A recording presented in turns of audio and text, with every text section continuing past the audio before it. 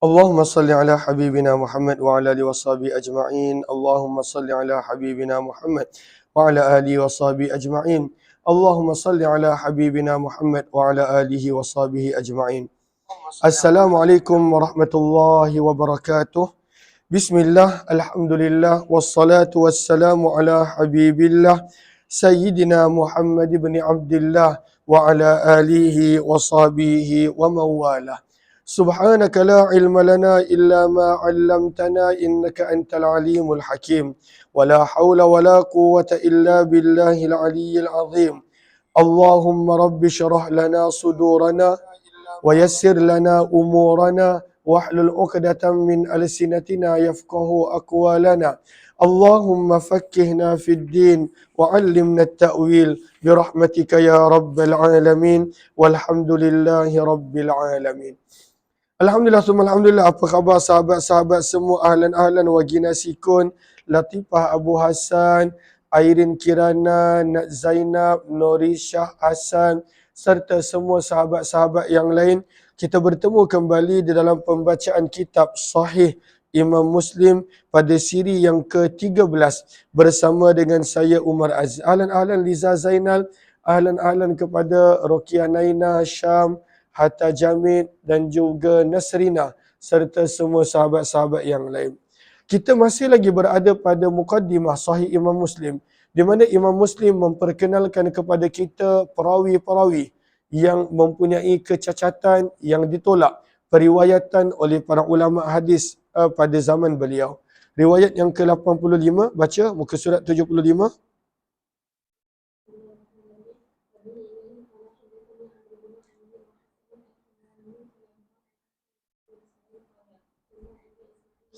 Maka berkata Affan bin Muslim, kami sedang duduk di sisi Ismail bin Ulayyah. Ismail bin Ulayyah, dan pada waktu itu sedang duduk Affan bin Muslim bersama dengan Ismail bin Ulayyah. Fahaddath rajul, telah datang seorang lelaki, dan pada waktu itu meriwayatkan hadis an rajulin, daripada seorang lelaki yang lain yang tak disebutkan namanya dalam hadis ini, dalam riwayat ini. Fakultu, maka Affan bin Muslim berkata, inna hadha, sesungguhnya perawi ini, laisa bithabatin, dia adalah seorang yang tidak kukuh, tidak kuat, tidak teguh dalam periwayatannya. Bermaksud dia adalah perawi yang lemah. Faqala rajul, maka lelaki yang tadi datang meriwayatkan hadis, dia pun berkata, irtabtah, kamu telah mengumpat dia, bercakap buruk tentang dia, ghibah dia. Maka berkata Ismail bin Ulayyah, maghtabah, tidaklah Affan mengumpat,nya, walakinnahu, akan tetapi beliau, hakama, telah memutuskan bahawa sesungguhnya perawi yang kamu ambil hadis daripadanya, laisa bisabtin, riwayatnya tidak kukuh, dan riwayatnya pada waktu itu tidaklah kuat. Maka daripada hadis ini menjadi dalil bahawa bercakap sesuatu yang tidak elok daripada sudut dusta ataupun lemah ataupun periwayatan tidak kuat tidaklah termasuk di dalam mengumpat tentang perawi tersebut, seperti mana yang Imam Muslim telah jelaskan di awal tajuk bagi bab ini. Terus hadis yang riwayat yang ke-86, ini ada banyak perawi yang Imam Malik mengatakan dhaif. Terus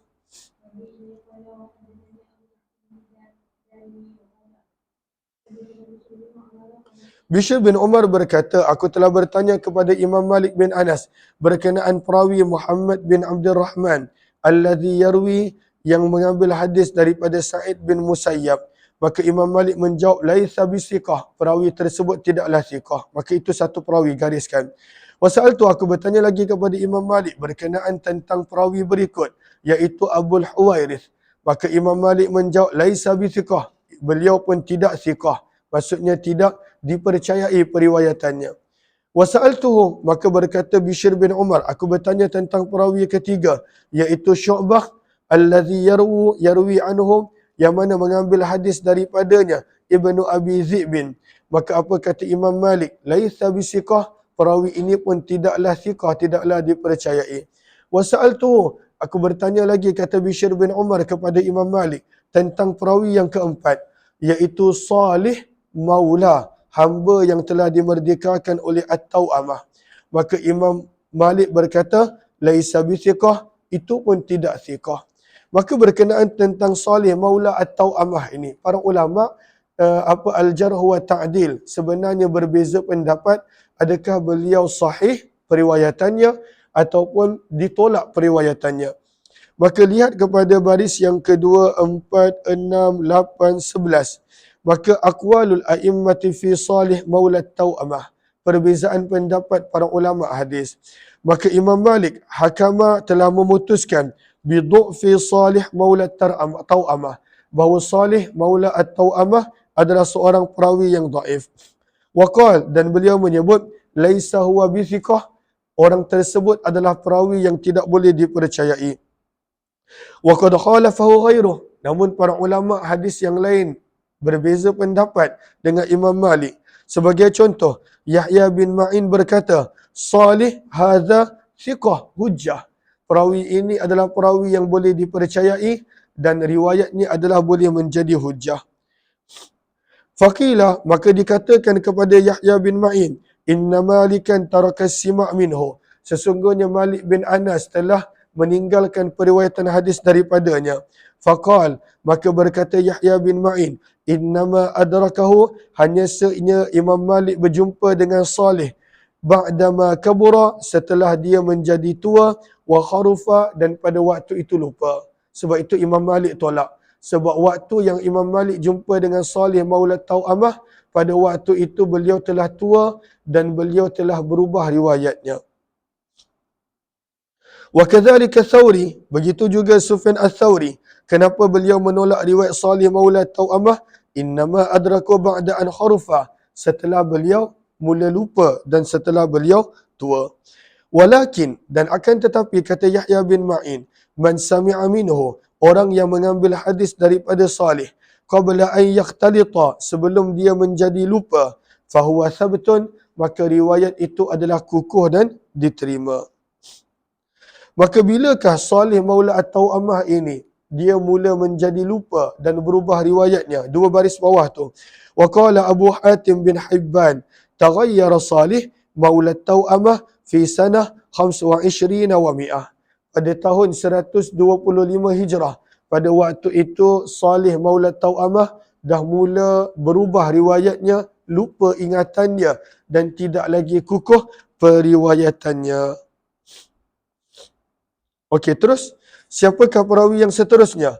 Maka Bishr bin Umar telah bertanya kepada Imam Malik lagi. Wa sa'altuhu an Haram ibni Uthman, aku bertanya pula tentang perawi Haram bin Uthman. Beliau menjawab laisa bithiqah, itu pun periwayatannya tidak boleh dipercayai. Seterusnya Bishr bin Umar bertanya lagi, wa sa'altu Malikan an hula'il khamsah, dan aku telah bertanya kepada Imam Malik berkenaan tentang kelima-lima perawi ini. Beliau menjawab, laisu bithiqatin fi hadithihim, mereka semua tidak boleh dipercayai pada periwayatan hadis mereka. Dan kemudian aku telah bertanya tentang seorang lagi lelaki yang aku telah lupa namanya. Maka Imam Malik menjawab, hal ra'aitahu fi kutubi, adakah kamu nampak nama perawi tersebut di dalam kitab-kitabku? Aku menjawab tidak. Maka berkata Imam Malik, lau kana thiqatan, kalaulah perawi tersebut thiqah, la ra'aitahu fi kutubi, pasti kamu akan mendapati riwayatnya di dalam kitabku. Maka berkenaan tentang apa yang Imam Malik sebutkan ini, minta maaf,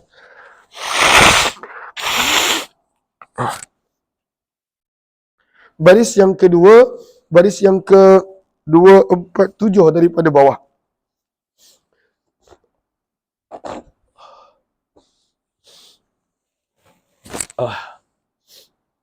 Maka perbezaan pendapat ulama bahawa adakah ikhtilafu ahli ilm fi ta'dilil majhul alladhi yarwi anhu al-adal.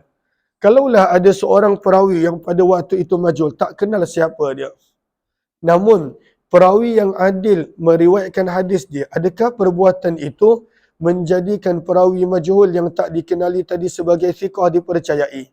Maka apakah jawapan dia? Jawapannya sebenarnya tidak. Sebab itu pada baris yang ketujuh daripada bawah ini kata Imam Nawawi, wa qad ikhtalafa al-ulama'u fi riwayatil adal, dan telah berbeza pendapat para ulama berkenaan tentang periwayatan hadis seorang perawi yang adil, namun perawi atasnya adalah seorang yang majhul. Hal yakunu ta'dila, adakah perbuatan perawi adil mengambil hadis daripada majhul tadi dikira sebagai dia menetapkan, menghukumkan bahawa perawi majhul tadi sebagai adil ataupun tidak? Fadhahaba ba'duhum, maka sebahagian mengatakan itu adalah ta'dil. Itu kira penetapan bahawa perawi majhul tadi adil. Namun majoriti para ulama menyebut ila annahu laisa bita'dil. Perbuatan perawi adil meriwayatkan hadis daripada perawi majhul itu tidak cukup dikira sebagai ta'dil, dikira sebagai menghukum perawi tersebut sebagai adil. Kenapa? Fa innahu qad yarwi an ghairi thiqah la lil ihtijaj. Kerana sebahagian perawi ada juga mengambil hadis daripada perawi yang lemah ataupun majhul bukan bertujuan nak menjadikan riwayat tersebut sebagai hujah. Sebaliknya, balil i'tibar, untuk mengambil ibrah pengajaran, wal istishhad, untuk dijadi sebagai sokongan dan sebagainya. Maka tidak boleh ditetapkan itu sebagai ta'dil apabila seorang perawi yang adil mengambil hadis daripada perawi yang lemah ataupun pada waktu itu Allahumma salli ala Sayyidina Muhammad menukilkan sesuatu riwayat daripada perawi yang majhul tidak diketahui.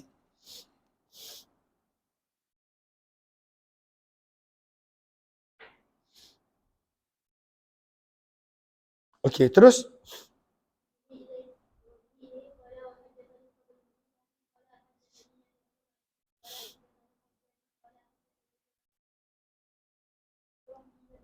perawi seterusnya adalah Syurahbil bin Sa'ad. Maka kata Ibnu Abi Dhi'bin, wa kana muttahama. Perawi ini dinilai sebagai muttaham, dituduh dengan kelemahan, dengan kecacatan dalam riwayat. Syurahbil bin Sa'ad. Terus riwayat yang ke-88 terus.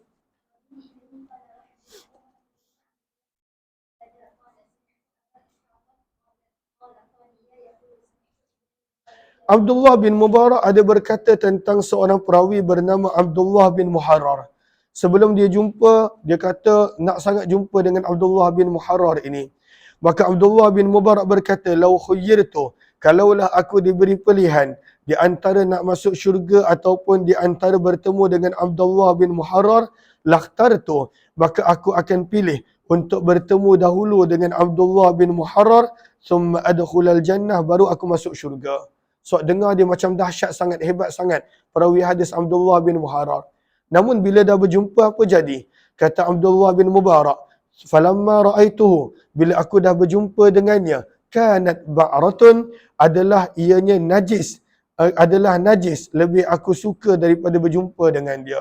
Sebab dia sebenarnya seorang perawi yang pada waktu itu tidak bagus, ditolak periwayatan dan pada waktu itu tidak sepatut disebarkan riwayatnya. Maka Abdullah bin Mubarak berubah. Dia kata, kalaulah lepas aku dah jumpa dia, maka aku beroleh najis, lebih aku suka daripada berjumpa dengan Abdullah bin Muharrar. Riwayat 89 terus.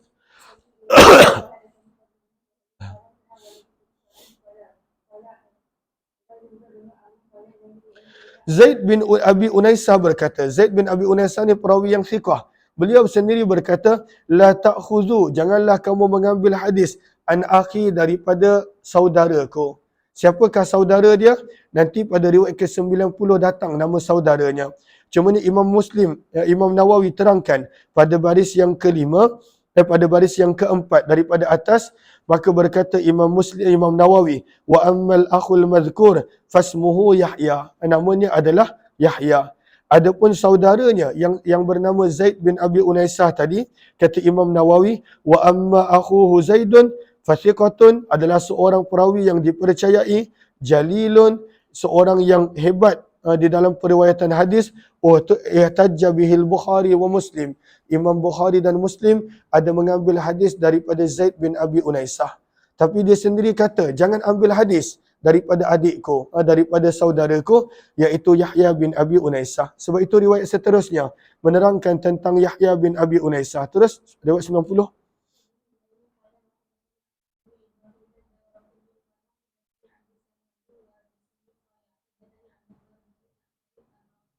Laju sikit. Adalah Yahya bin Abi Unaisah kadzaba, seorang pendusta, kata Ubaidullah bin Amr. Riwayat 91 berkenaan tentang Farqad. Perawi bernama Farqad adalah seorang yang ahli ibadah. Tapi disebabkan dia tidak mahir dalam ilmu hadis, maka hadisnya ditolak. Sebab itu kita kembali kepada apa yang Imam Muslim ada sebut di awal mukaddimah beliau, ada banyak orang yang baik, tapi bila terlibat dalam ilmu hadis menjadi pendusta. Sebab ilmu hadis ini bukanlah bidang semua orang. Lagi-lagi memerlukan ingatan, itqan, dhab dan sebagainya, dhabit dan sebagainya. Maka inilah perawi yang bernama Farqad. Terus,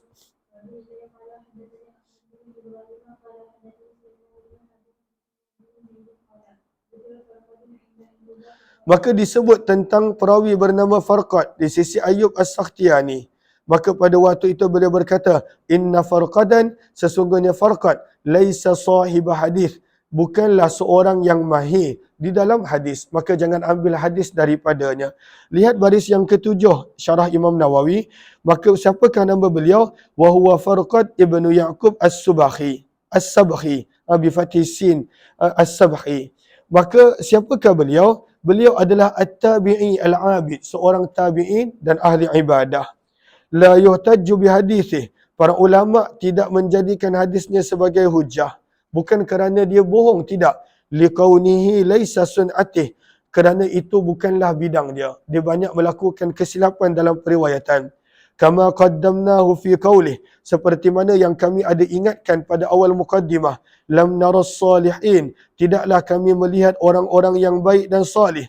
Fi syai'in, pada sesuatu yang lebih banyak berbohong dalam periwayatan hadis. Maksudnya mereka bukanlah sengaja nak berbohong, tetapi apabila mereka tidak mahir dalam periwayatan hadis, menjadikan mereka tanpa sedar mereka berbohong dalam meriwayatkan hadis. Terus, maka ini adalah Farqad. Riwayat 92.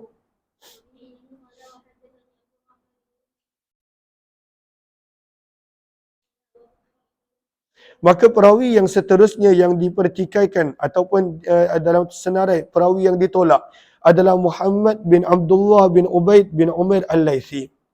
Maka disebutkan nama perawi ini Muhammad bin Abdullah bin Ubaid bin Umar Al-Laythi di sisi Yahya bin Sa'id Al-Qattan. Fadha'afahu jidda, maka beliau mendaifkan sangat-sangat perawi ini. Fadha'afahu jiddan, lihat kepada baris yang ke-2, 4, 6, 9. Maka apakah maksud dia? Maksudnya adalah tada'ifan baligha, sangat-sangat lemah, sangat-sangat daif perawi ini. Faqila, maka dikatakan kepada Yahya bin Sa'id, adhaf min Ya'qub ibn Atta', adakah Muhammad bin Abdullah ini lebih lemah daripada Ya'qub bin Atta'? Maka beliau berkata, na'am ya. Kemudian beliau berkata, ma kuntu ura, tidaklah aku berpandangan ada seorang pun yang akan mengambil hadis daripada Muhammad bin Abdullah bin Ubaid bin Umar, kerana beliau tidak layak untuk diambil hadis daripadanya. Riwayat 94 ada banyak nama yang didhaifkan oleh Yahya bin Sa'id Al-Qattan. Terus baca sanadnya. Yahya bin Sa'id Al-Qattan telah mendhaifkan yang pertama Hakim bin Jubair, gariskan. Yang kedua Abdul A'la, beliau telah dhaifkan. Wa dha'afa Yahya, dan Yahya bin Sa'id telah mendhaifkan juga Musa bin Dinar. Ibna itu kena padam. Cumanya para ulama tetap tulis sebab dalam penulisan kitab-kitab dulu memang ada nama dia. Sebab itu lihat kepada baris yang kedua, 4, 6, 8, 10, 11, 12, baris yang ke-12. Maka wada'afa Yahya ibn Musa bi isbati lafzah ibn bin Yahya wa baina. Maka ada perkataan ibn di antara Yahya dan Musa. Maka kata Imam Nawawi, wa huwa ghalatun, ianya adalah salah tanpa ada keraguan. Was sawabu, yang betulnya adalah tidak ada perkataan ibn. Cumanya para ulama dahulu mereka tak buang perkataan-perkataan sebab pada waktu itu tak nak dikira mengubah penulisan orang-orang yang terdahulu. Minhum, maka antara yang mengatakan tidak ada ibn di situ, Abu Ali Al-Ghassani, Al-Jayyani dan juga para ulama yang lain. Maka kesilapan ni daripada siapa? Adakah daripada Imam Muslim ataupun anak muridnya? Wal ghalatu fihi min ruwati kitab Muslim. Adalah daripada perawi-perawi kitab Muslim. La min Muslim. Tidak daripada Imam Muslim sendiri. Lalu siapakah Yahya di situ? Wa Yahya huwa bin Sa'id Al-Qattan Al-Madhkur awalan. Maka apakah yang betulnya? Fadha'afa Yahya ibn Sa'id, Yahya bin Sa'id, Hakim bin Jubair, Abdul A'la wa Musa bin Dinar. Maka kena buang. Bukan buang. Letak dalam kurungan, tulis tak sepatutnya ada.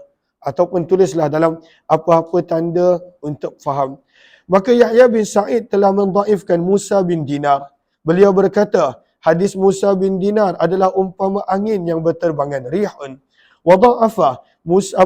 Beliau juga telah mendhaifkan Musa bin Dihqan dan juga Isa bin Abi Isa Al-Madani.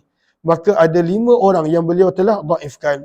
Kemudian kata Bishr bin Hakam, dan aku telah mendengar Hasan bin Isa berkata, telah berkata kepadaku Abdullah bin Mubarak, idza qadimta, apabila sampai kepadamu akan Jarir, faktub, apabila kamu tiba kepada Jarir, maka tulislah semua ilmunya kecuali hadis-hadis daripada 3 orang.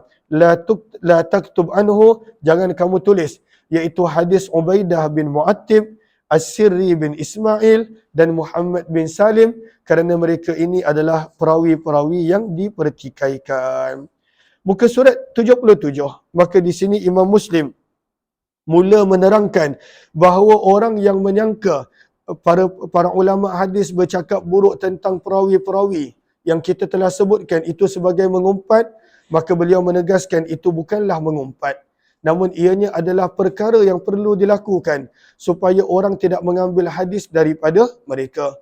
Qala Muslim, berkata Imam Muslim, wa ashbahu ma dzakarna, dan seumpama apa yang telah kami sebutkan, min kalami ahli ilmi, daripada kata-kata para ulama hadis, fi muttahami, berkenaan tentang perawi-perawi yang telah dituduh dengan kecacatan daripada perawi hadis, wa ikhbarihim, dan bagaimana para ulama hadis menceritakan an ma'ayibihim, tentang kecacatan mereka. Sebab itu kita nampak mereka panggil kazab, kizib, dusta. Mereka panggil sebab nak menjadikan orang biasa faham betapa besarnya kesan buruk kalaulah mengambil hadis daripada periwayat-periwayat seperti ini.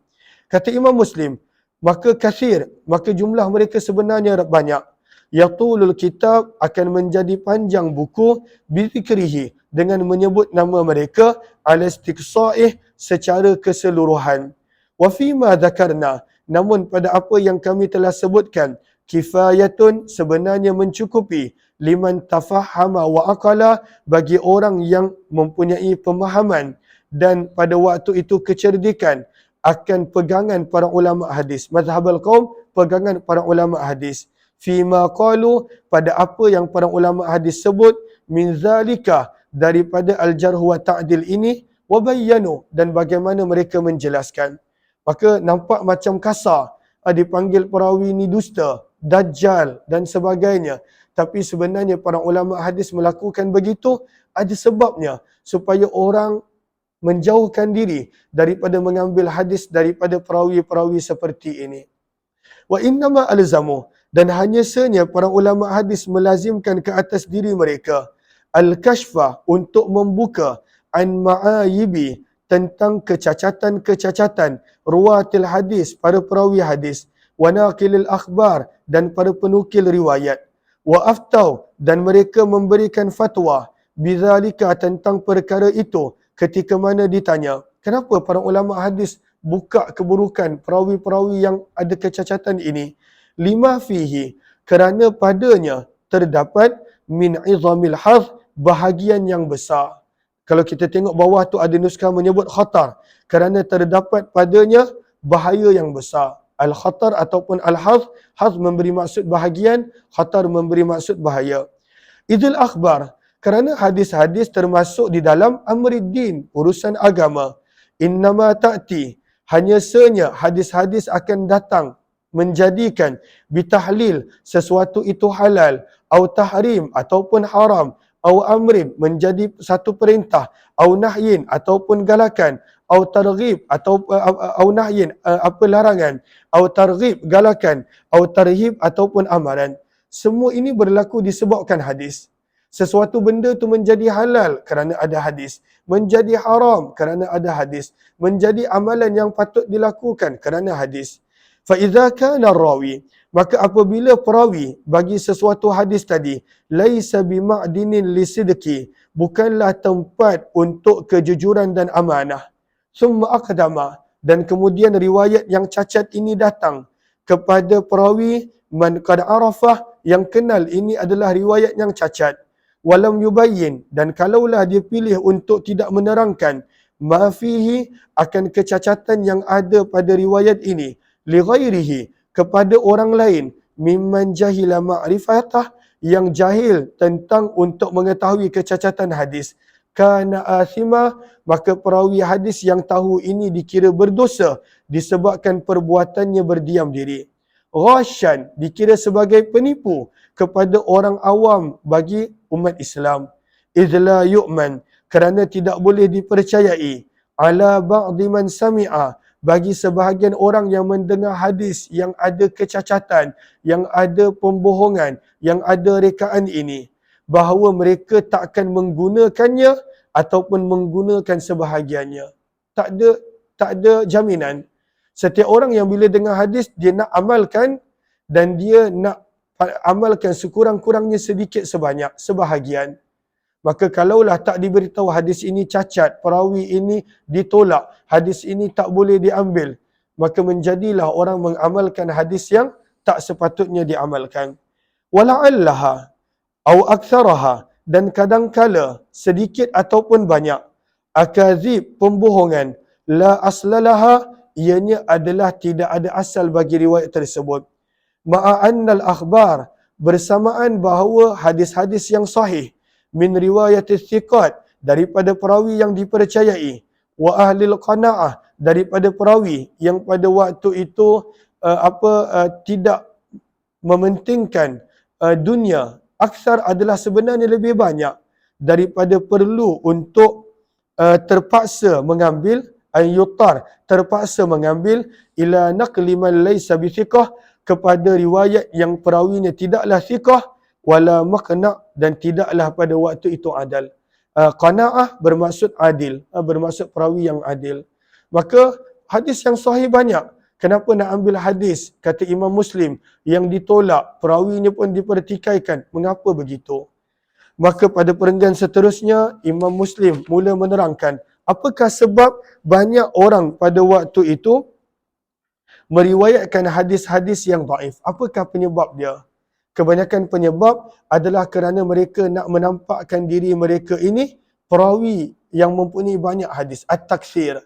Sebab itu mereka melakukan apa yang mereka lakukan dengan tadlis, dengan pembohongan, dengan perkara-perkara yang menjadikan berlakunya kecacatan dalam sesebuah hadis dan riwayat.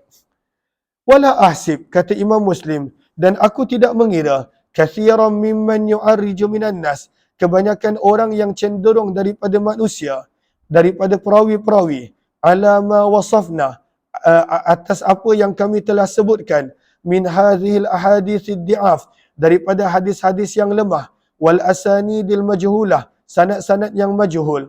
Kenapa mereka buat begitu? Wa ya'taddu bi riwayatiha, dan mereka wa ya'taddu, mengira dengan riwayatnya, ba'da ma'rifatihi, sesudah mereka sendiri perawi-perawi ini tahu, bima fiha, akan adanya kecacatan dalam riwayat mereka, minat tawahun, daripada kelemahan dan wadha'af dan kecacatan. Illa, tetapi kenapa mereka masih buat apa yang mereka buat? Annalladhi yahmiluh, perkara yang menggalakkan mereka untuk tetap meriwayatkan hadis yang lemah, cacat tadi, wal i'tidada biha, dan mereka mengambil kira riwayat itu sebagai riwayat mereka. Iradah sebenarnya adalah kehendak at-takthir, untuk nampak banyak, bidzalika, akan riwayat-riwayat tersebut di sisi orang ramai. Oh, saya ada 10,000 hadis, 20,000, 50,000, 100,000 hadis. Maka orang pun menghormati dia. Itulah antara sebab kata Imam Muslim, banyak orang dia tetap mengambil hadis yang daif, yang ditolak, yang tak boleh diamalkan, walaupun hadis yang sahih banyak, kerana dia nak menampak banyak hadis-hadis riwayat-riwayatnya pada pandangan manusia. Wala ayyuqal, dan pada waktu itu dia berharap diperkatakan, ma aktsara ma jama'a fulanu minal hadis. Alangkah banyaknya apa yang telah dikumpulkan oleh fulan daripada hadis. Wa allafa minal adad. Alangkah banyak ribuan hadis jumlahnya perawi tersebut. Wa man dhahaba fil ilmi, dan barang siapa yang pergi dalam urusan ilmu, hadzal madhab, perjalanan ini, wasalaka, dan dia memilih untuk berjalan mengikut cara ini, fala nasiba lahu fih, maka langsung tidak ada bahagian selayaknya untuknya, wakana, dan adalah bi an yusamma jahila, dipanggil seorang yang jahil adalah lebih baik daripada menisbahkan dirinya kepada ilmu. Maka Imam Muslim tidak bersetuju dengan orang-orang yang bersikap seperti ini. Bab yang seterusnya berkenaan tentang hadis mu'an'an. Apakah hadis mu'an'an? Perawi pada waktu itu sekadar menyebut hadis ini daripada fulan, an fulan, an fulan, an fulan. Dia tak sebut haddathani, akhbarani, sami'tu dan sebagainya. Maka hadis ini dikenali sebagai hadis mu'an'an. Adakah hadis mu'an'an ini boleh diamalkan ataupun tidak? Maka insya-Allah kita akan sambung pada jam 3 nanti insya-Allah. Jam 2.50 nanti insya-Allah. Sebab dia adalah bab yang tersendiri. Terima kasih kepada semua. Jumpa lagi insya-Allah.